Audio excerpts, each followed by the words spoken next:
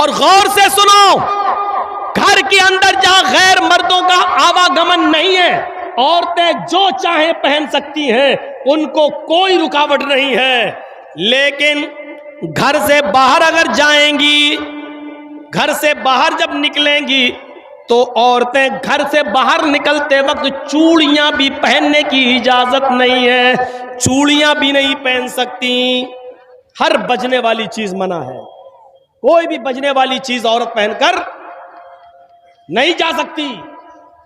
अगर चूड़ी बज रही है तो चूड़ी पहनकर जाना गलत है। पाजेब, पायल पहनकर नहीं जा सकती अगर उसमें घुंघरू लगे हुए हैं तो। उसको आपके यहां क्या बोलते हैं? ऊंची हिल की चप्पल जो होती है ना, ऊंची हिल की पहन लेती हैं, वो नीचे गुटका लगा रहता है, थोड़ा सा नाटी कद की हो तो लंबी लगती है वो, और वो पहन के चलती हैं तो वो सड़क पर वो चप्पल आवाज करती है, टक टक टक टक आवाज करेगी। औरत के लिए ऊंची हिल की वो चप्पल जो सड़क पर चलते वक्त टक टक की आवाज करे, वो चप्पल भी पहनकर चलना मना है औरत के लिए। जाहिर है वो चप्पल को टक टक टक टक करेगी, इधर उसकी चप्पल बोलेगी टक टक टक टक, उधर नौजवानों के दिल बोलेंगे धक धक धक धक। मना है। कोई भी खुशबू, परफ्यूम नहीं लगा सकती, घर में जो चाहे लगाए, लेकिन घर के बाहर कोई परफ्यूम नहीं, कोई इत्र नहीं, यहां तक कि खुशबूदार कोई चीज नहीं। अगर क्रीम में खुशबू है तो वो भी नहीं, पाउडर में खुशबू है तो वो भी नहीं, अगर कोई ऐसा तेल यूज करती है जिसमें खुशबू है तो वो भी नहीं।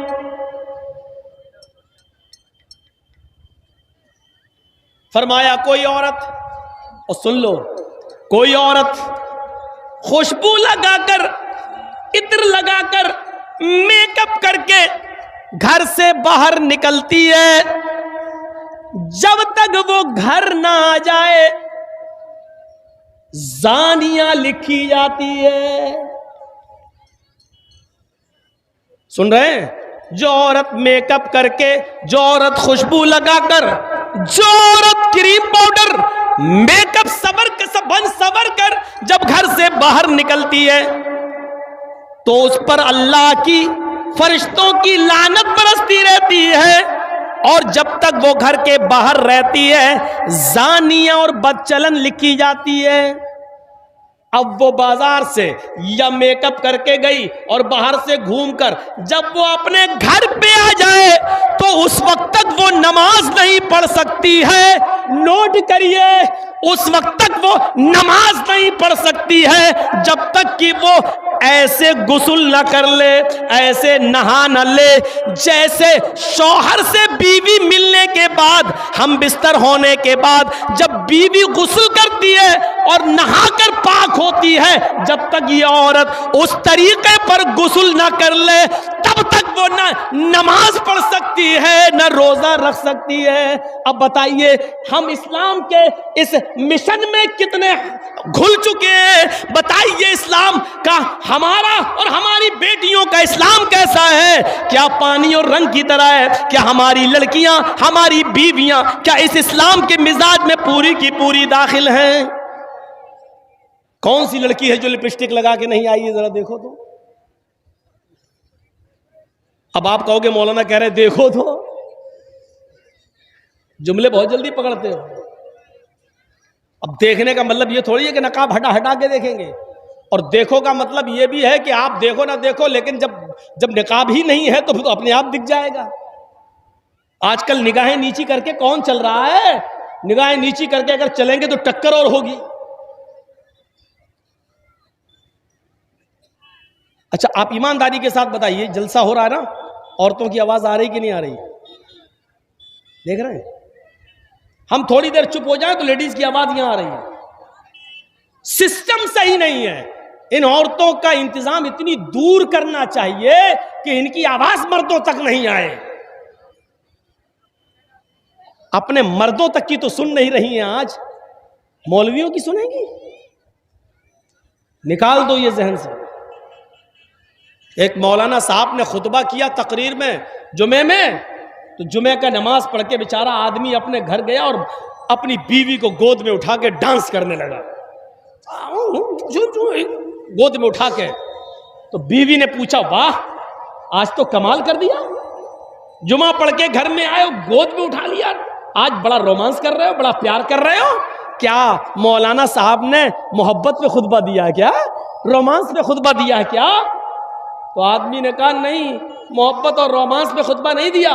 मौलाना साहब ने आज खुतबे में बताया है, जो सबसे बड़ी मुसीबत को खुशी खुशी उठाएगा वो सीधे जन्नत में जाएगा। तो हम तो मुसीबत को उठा रहे हैं ताकि जन्नत में चले जाएं। आदमी ने ये जवाब दिया। औरतें चुप नहीं हो सकती हैं, जलसा जब भी कराइए तो औरतों का इंतजाम बहुत दूर करिए, ये नहीं सुनती हैं जलसा। एक आम के पेड़ के नीचे दो औरतें बहुत देर से बातें कर रही थी, एक आम टूटा और गिरा उनके पास, तो चौंक गई है, ये आम कैसे टूट के गिर गया? एक औरत ने दूसरी से पूछा, ये आम गिरा कैसे? दूसरी कुछ बताने ही वाली थी कि आम खुद बोल दिया। आम बोला, तुम दोनों की बातें सुन सुन के हम पक गए इसलिए गिर गए, इतनी देर से तुम लोग बोल रही हो पक पक धक धक कर गए कि हम खुद पक गए इसलिए गिर गए। दो औरतें चुप नहीं रह सकती हैं, और आपको मालूम है कि जलसे में 1000 2000 औरतें आएंगी, 5000 औरतें आएंगी, तो आप इतना पास। आज तो उनको मौका मिला अपनी सैंडल दिखाने का, आज तो मौका मिला अपनी साड़ी दिखाने का, आज तो मौका मिला उनको अपना सूट दिखाने का। इतना अच्छा मौका मौलाना जर्जीस की तकरीर में वो गवाएंगी, इतना अच्छा मौका। आज तो बता रही होंगी अपने फला दुकान से लिया है, उस दुकान का एड्रेस दे रही होंगी, तुम भी वहां से ले आना, बहुत सस्ता सामान मिलता है। आज तो उनकी ईद का दिन है। और इस जलसे में एक फायदा यह भी है कि कितने ही लड़कों ने लड़कियां पसंद कर ली होंगी कि हमें इसके घर रिश्ता भेजना है, और कितनी लड़कियों ने लड़का भी पसंद कर लिया होगा कि पसंद है, इसका आएगा तो हम। एक फायदा यह भी है, अब वो नुकसान के जरिए फायदा हुआ हो या जैसे भी हुआ हो, मेरे भाइयों ये नौटंकियां हो रही हैं इस्लाम के नाम पर। वरना अल्लाह के नबी के जमाने में अगर ईद का खुतबा अल्लाह के नबी मर्दों को देते थे तो औरतों के मजमे में पर्दे की ओर से आप उनको भी खुतबा देते थे, और पर्दे के पीछे से खुतबा देते हुए कहते थे, या माशरन निसाई तसद्दक़ना फ़इन्नी उरीदुकुन्ना अक्सर अहलिन नार, ऐ औरतों ज्यादा से ज्यादा सदका और खैरात करो, इसलिए कि हमने तुम्हें जहन्नम में सबसे ज्यादा जलते हुए देखा है। औरतें जहन्नम में सबसे ज्यादा जलते हुए देखी गई हैं। पूछा साहबियात ने, अल्लाह के नबी आगे की तकरीर हम नहीं सुनेंगे आपकी, बस करिए, हमें सिर्फ इतना बता दीजिए कि औरतें सबसे ज्यादा जहन्नम में क्यों गई, क्यों जाएंगी, ताकि हम वो अमल अगर हमारी जिंदगी में हो तो हम छोड़ दें। फरमाया, तकसुरनल लान व तुकसिरनल लान व तकफुरनल आशीर, तुम लानो तान ज्यादा करती हो, तुकसिरनल लान, तुम लानो तान ज्यादा करती हो, एक दूसरे की बुराइयां करती हो, एक दूसरे पर लानत भेजती हो, और अपने शौहर अपने हस्बैंड की नाफरमानी करती हो। याद रखना मेरे भाइयों, अल्लाह के नबी सल्लल्लाहु अलैहि वसल्लम ने फरमाया, अय्युम इम्रातिन मातत व ज़ौजुहा अनहा राज़िन, जो औरत मर गई, जिस औरत का इंतकाल हुआ और इंतकाल के वक्त उसका पति उससे खुश था, उससे राजी था, तो वो औरत जन्नत के अंदर दाखिल होगी। मेरी माँ बहनें पहली बात तो सुन नहीं रही हैं, और जो सुन रही है वो सुन ले, अल्लाह के नबी ने जन्नती औरत की पहचान बताई। अय्युम इम्रातिन मातत, जो औरत मर जाए, इंतकाल कर जाए, लेकिन इंतकाल करते वक्त उसका पति, उसका हस्बैंड उससे राजी था, उससे खुश था, फदखलतिल जन्नह, तो ये औरत जन्नत के अंदर जाएगी। लेकिन इसके उल्टे भी फरमाया कि जो औरत मर गई इस हाल में कि उसका पति उससे राजी नहीं था, उससे खुश नहीं था, तो वो कितनी बड़ी नमाजी हो, चाहे तहज्जुद की नमाज ही क्यों ना पढ़ती हो, वो जन्नत के अंदर दाखिल नहीं हो सकती। चाहे कितनी रोजेदार हो, वो जन्नत के अंदर नहीं जा सकती है। मेरे प्यारे साथियों, हमें अपनी बेटियों को ये तालीम देना चाहिए ताकि वो जब घर से जाएं, ससुराल में जाएं, तो वो अपने पति को इज्जत की नजर से देखें और उनको खुश रखने की कोशिश करें। मेरे भाइयों, हमने ये तालीम नहीं दी है, अपनी बेटियों के हाथ में मोबाइल दे दिया है। हमारी बेटियां मोबाइलों में ड्रामे देख रही हैं और जैसे बताया जा रहा है उस तरीके से आज वो अपने पतियों के साथ अपनी जिंदगी गुजार रही हैं। हमने मजाक समझ रखा है इस्लाम को। सुनिए और गौर से सुनिए, हम अपनी बीवी के साथ खाना खा रहे हैं। सुन लो, आज मसलों पे आ गए हैं और मेरा दिमाग अब इधर फिर गया है, तो अब सुनिए आप।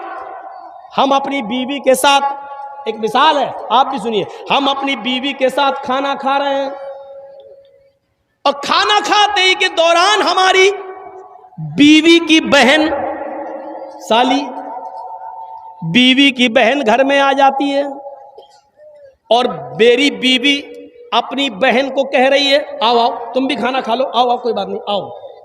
और साली भी बैठ गई। सुनो,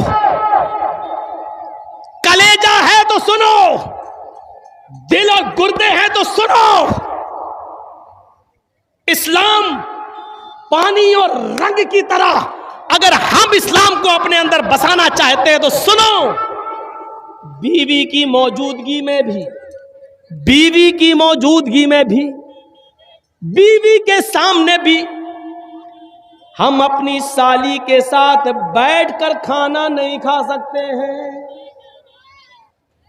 मेरी साली भी मेरे साथ बैठकर, मेरी बीवी की मौजूदगी में भी मेरे साथ खाना नहीं खा सकती है। इस्लाम हमारी बीवी की बहन को, हमारी साली को भी बीवी की मौजूदगी में भी बहनोई के साथ खाना खाने की इजाजत नहीं देता है।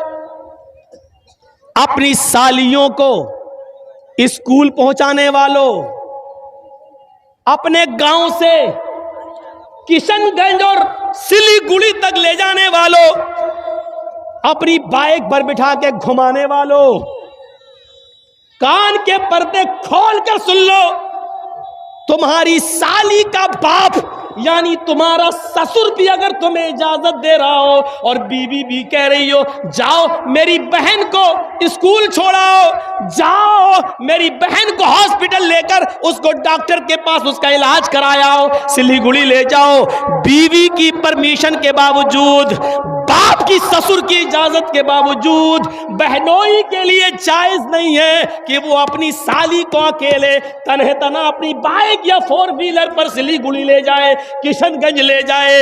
ये हराम है उसके लिए। कलेजा थाम के बैठो और देखो हमारे मुआशरे के अंदर ये बुराई पाई जा रही है कि नहीं पाई जा रही है, पाई जा रही कि नहीं पाई जा रही है। जब बीवी की इजाजत और ससुर की इजाजत के बाद भी जायज नहीं है तो बिना इजाजत घुमाना ये कैसे जायज हो जाएगा।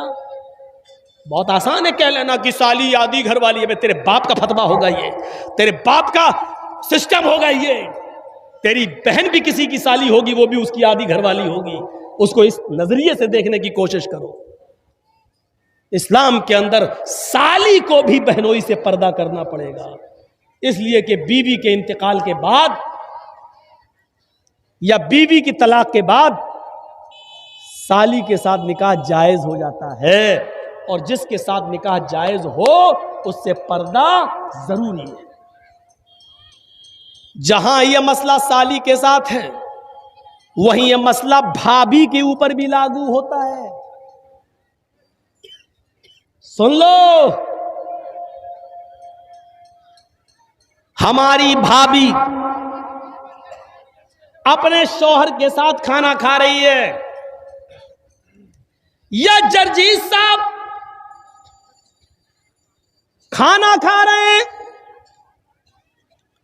और जर्जीज साहब के भाई की बीवी यानी भाभी हमारे रूम में आ जाती है और हमारा भाई भी वहीं बैठकर मेरे साथ खाना खा रहा है, और भाई ने कह दिया अपनी बीवी से, आओ आओ तुम भी खाना खा लो, कोई बात नहीं, देवर है तुम्हारे, बैठो। भाई की परमिशन के बावजूद, शौहर की इजाजत के बावजूद भाभी के लिए देवर के साथ खाना खाना जायज नहीं है। भाई की परमिशन के बावजूद भाभी को अकेले बाइक पे बिठा के किशनगंज और दार्जिलिंग ले जाना, सिलीगुड़ी ले जाना जायज नहीं है।